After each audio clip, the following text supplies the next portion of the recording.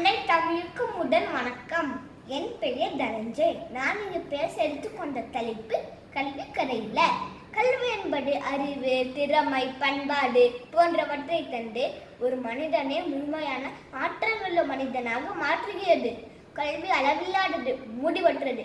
கல்வியின் சிறப்பை சங்க இலக்கியமான நாலடியாரில் கூறப்பட்டுள்ளது. கல்வி கரையில கற்பவர் நாள் சில மெல்ல மின்னக்கில் பிணிப்பல தெளிதின் ஆறாண்டமை உடைய கற்பவே நீரொழிய பாலன் குறுகின் தெரிந்து.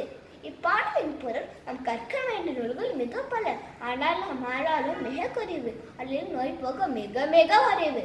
ஆகவே அன்னம் நீரை பிரித்து பாலை உண்பது போல நாம் நல்ல நூல்களை படிக்க வேண்டும். ஏன் நாம் படிக்க வேண்டும்?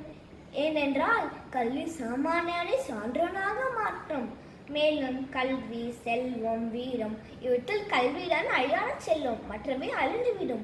இதனை திருவள்ளுவர் கேதல் விருச்செல்வம் கல்வி ஒருவருக்கு மாடல்ல மற்றையவை என்று கூறியிருக்கிறார். கட்டது கைமண் அளவு, கல்லாடன உலகளவு, கலைமங்கலம் இன்னும் கற்றுக்கொண்டேதான் இருக்கிறார் என்று பொருள் கூறும் ஔவையாரின் பாடல். இதற்கேற்ப நம் அறிவை வளமாக்கி மனதை தெளிவாக்கும் கல்வியை நம் வாழ்க்கை முழுவதும் கற்றுக்கொண்டே இருக்க வேண்டும். கற்போம், சிந்திப்போம், உயிர்வோம். நன்றி, வணக்கம்.